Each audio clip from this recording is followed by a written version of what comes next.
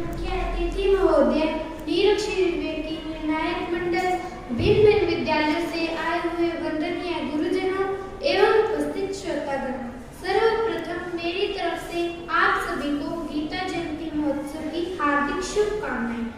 जैसा कि आप सभी जानते हैं कि गीता जयंती हिंदू पंचांग के अनुसार मार्गशीर्ष माह के शुक्ल पक्ष की एकादशी तिथि को पूरे धूमधाम से मनाई जाती है।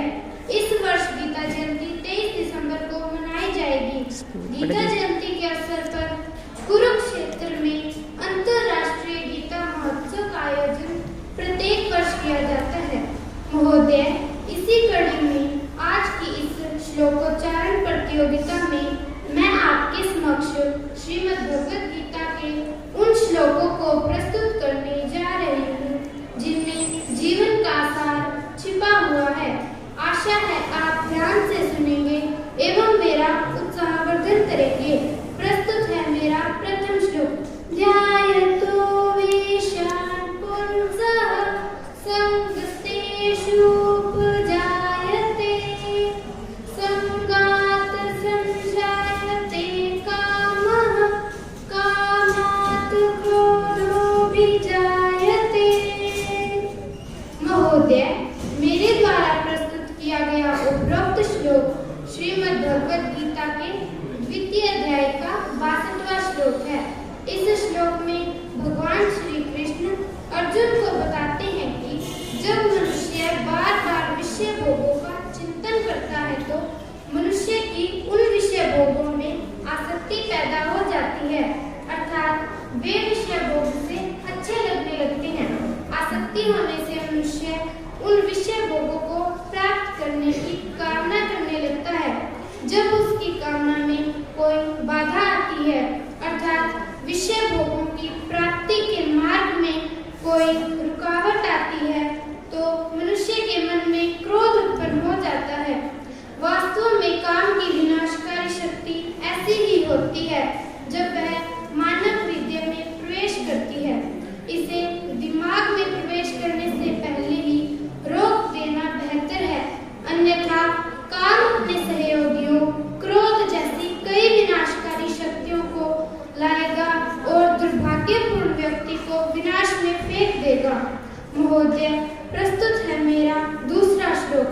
क्रोधात् भवति सम्मोह सम्मोहात् समृद्धि विभ्रमः समृद्धि भ्रंशात् बुद्धिनाशो बुद्धिनाशात् प्रणश्यति।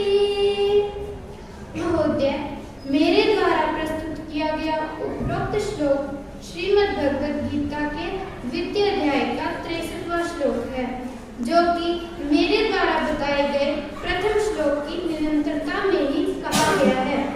इस श्लोक में भगवान श्री कृष्ण अर्जुन से कहते हैं कि जब मनुष्य के मन में क्रोध उत्पन्न हो जाता है तो उसे सम्मोह हो जाता है।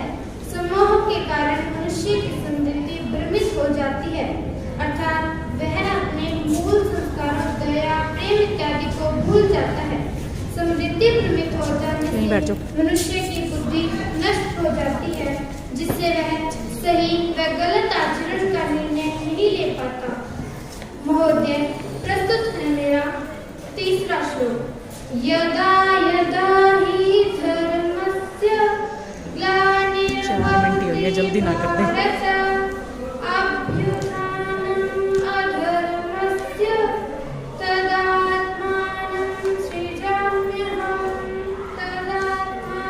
आवाज भी कर दी। महोदय, मेरे द्वारा प्रस्तुत किया गया उपरोक्त श्लोक श्रीमद् भगवद गीता के चतुर्थ अध्याय का 7वां श्लोक है।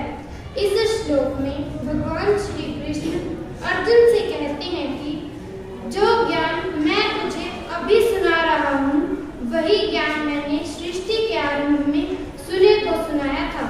तभी इसी बात से आश्चर्यचकित होकर अर्जुन भगवान श्री कृष्ण से पूछते हैं कि हे कृष्ण, आपका और मेरा जन्म तो अभी और इसी युग का है, तो फिर सृष्टि के आरंभ में आपने सूर्य देव को यह ज्ञान कैसे सुनाया?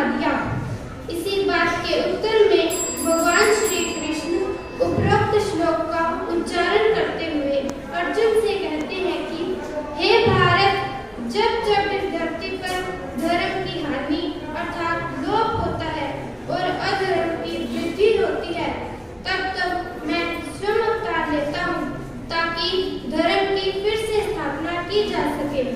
महोदय, ये थे मेरे द्वारा प्रस्तुत उपरोक्त श्लोक। आशा है कि आपको अवश्य ही पसंद आए होंगे। यदि श्लोकोच्चारण में मुझसे कोई त्रुटि हो गई हो तो